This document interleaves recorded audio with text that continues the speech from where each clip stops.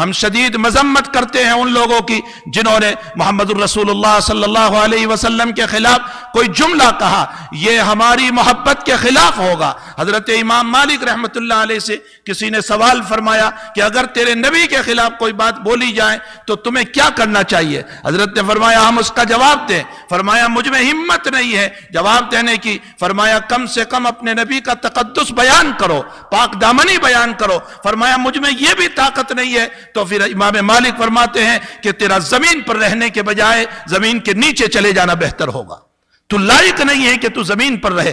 ہمیں چاہیے کہ ایسے موقع پر ہم اپنے آقا صلی اللہ علیہ وسلم کے تقدس کو بیان کریں، آپ کی پاک دامنی کو بیان کریں، آپ کے علم کو بیان کریں، آپ کی اخلاقیت کو بیان کریں، آپ کی مبارک زندگی کو پیش کریں۔ ہم خود ہی اپنے آقا صلی اللہ علیہ وسلم کی زندگی سے ناواقف ہے۔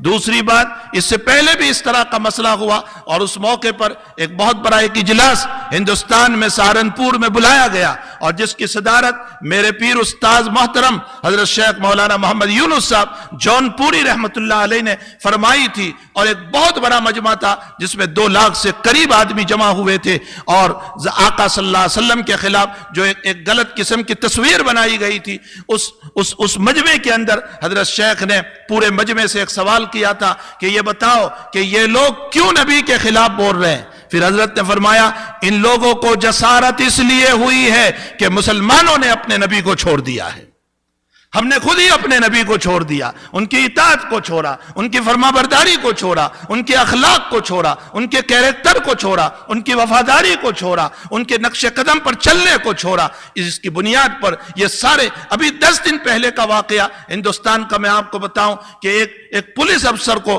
مجبور کیا گیا اس بات کے اوپر کہ اپنی داڑھی نکال دو، اگر تمہیں پولیس کے اندر رہنا ہو تو تمہیں داڑھی نکالنا پڑے گا۔ وہ بیچارہ کہنے لگا میری یہ داڑھی میرے نبی کی سنت ہے اور میرے اسلام کی یہ پہچان ہے، تو کورٹ اس کو یہ جواب دے رہی ہے کہ اسلام میں داڑھی رکھنا ضروری نہیں ہے۔ آپ بتائیے، اسلام میں داڑھی رکھنا ضروری ہے، واجب ہے، لیکن کورٹ کہاں سے بول رہی ہے؟ اس لیے کہ ہم ہی نے جب اپنے نبی کے چہرے کو چھوڑ دیا تو وہ یہ سمجھ بیٹھے ہیں کہ اسلام میں داڑھی رکھنا ضروری نہیں ہے۔ ایک سکھ جو گرو نانک کو مانتے ہیں، جو کوئی نبی نہیں ہے، لیکن ان کی اتباع اور ان کا اتنا زبردست فالو ہے کہ یہ جہاں جائیں گے ان کے چہرے پر ان کے سر پر امامہ ہوگا، ان کی اپنی داڑھی ہوگی۔ اللہ اکبر! ہمارے آقا سچے نبی، ہمارے آقا ہمارے آئیڈیل، ہمارا امام، ہمارا پیشوا، ہمارا رہبر، لیکن حقیقت یہ ہے کہ ہم اپنے نبی کے فالو آور نہیں رہے، اور ہم نے ایک غلط زندگی گزارنا شروع کیا۔ جب میری اور آپ کی زندگی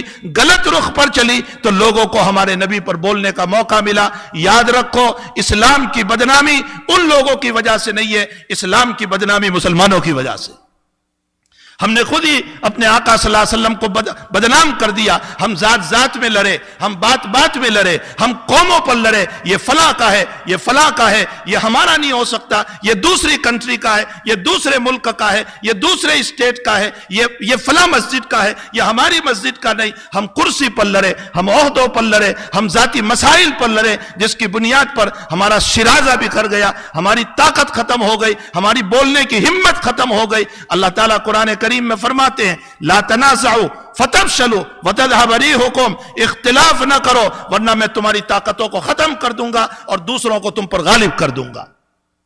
آج یہی مسائل ہمارے ساتھ ہو رہے ہیں، اس لیے ہم کچھ نہیں کر سکتے، کم سے کم ہم اپنی زندگی کو حضور پاک صلی اللہ علیہ وسلم کے مبارک طریقوں پر لائے، اپنی زندگی کو صحیح بنائے۔ ہمارا چلنا پھرنا، اٹھنا بیٹھنا، ہماری ہر ادا، چاہے مارکیٹ ہو، بازار ہو، دکان ہو یا کہیں شاپنگ ہو، ہر جگہ پر ہمارے چلنے پھرنے سے آقا کی جھلک آنی چاہیے کہ یہ محمدی ہے، یہ دھوکہ دینے والا نہیں ہے۔ مجھے ابھی 2 دن پہلے آپ ہی کے وہاں کسی صاحب نے ایک واقعہ بیان کیا کہ ان کے والد صاحب یا ان کے چچا کے پڑوس میں ایک یہاں کے گورے صاحب رہتے تھے، اور ان کا معمول تھا کہ وہ جو بھی اپنے گھر میں پکاتے وہ ان کے گھر پہ بھیجا کرتے تھے۔ نتیجہ یہ ہوا کہ اس کھلانے کے نتیجے میں اتنی محبت ہوئی کہ اس کے مرنے کے بعد اس آدمی نے تو زندگی میں، اس مسلمان نے زندگی میں ایک مرتبہ یوں کہا ہوگا کہ چچا بھیا کبھی آپ مکان بیچے تو ہم ہی کو بیچ دینا،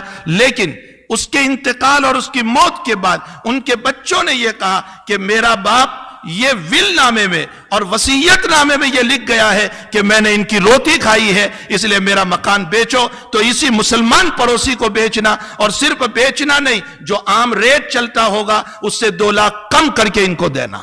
بتائیے 2 روٹی کھانے والا یہ عیسائی جب اسلام کا اتنا تابع ہو سکتا ہے تو کیا محمد الرسول اللہ کے اخلاق پیش کریں گے تو ان کے دلوں میں ایمان نہیں اترے گا؟ یقیناً یہ ایمان کے دروازے پر کھڑے ہو چکے ہیں، لیکن میرے اور آپ کے اخلاق دیکھ کر وہ واپس ہو رہے ہیں کہ یہ دھوکہ دینے والا، یہ فریب دینے والا، یہ لڑنے والا، یہ ایک دوسرے کی عزت کو پامال کرنے والا، یہ دوسرے کو بدنام کرنے والا، اگر اسلام اسی کا نام ہے تو پھر میری عیسائیت برابر ہے، میں اپنے مذہب پر برابر ہوں۔ اس لیے تقدس حضور پاک صلی اللہ علیہ وسلم کا ہمیں بیان کرنے کی ضرورت ہے، اور اس کے ساتھ ساتھ ہمارے اندر وہ اخلاق حسنہ کو لانے کی ضرورت ہے۔ یہ ٹاپک ایسا نہیں ہے کہ شان رسالت میں ہم 10-5 منٹ کے اندر کوئی بات کہہ دیں۔ آقا کی زندگی کو بیان کرتے ہوئے لوگوں کے قلم ٹوٹ گئے، لیکن آقا کی زندگی بیان نہ ہو سکی۔ انشاءاللہ پھر موقع رہا تو میں کھل کر نبی اکرم صلی اللہ علیہ وسلم کی مبارک زندگی کو پیش کروں گا۔ ہم انگلی قطع کے شہیدوں میں نام لکھوا رہے ہیں کہ بولنے والے بولتے رہے، اے میرے آقا تجھے کوئی تکلیف نہیں پہنچ سکتی ہے، لیکن حقیقت یہ ہے کہ ہماری وجہ سے یقیناً تجھے تکلیف ہوتی ہوگی کہ محبت کے دعوے دار ہی آج نبی کے خلاف کر رہے ہیں۔ ان سے تکلیف نہیں، ہم سے تکلیف ہو رہی ہے۔ اللہ کرے کہ مسلمان اخلاق حسنہ پر آ جائیں، اچھے اخلاق پر آ جائیں، اچھی زندگی پر آ جائیں۔ اللہ ہم سب کو اس کی توفیق عطا فرمائے۔ وصلی اللہ علی نبی الکریم برحمتک یا ارحم الراحمین۔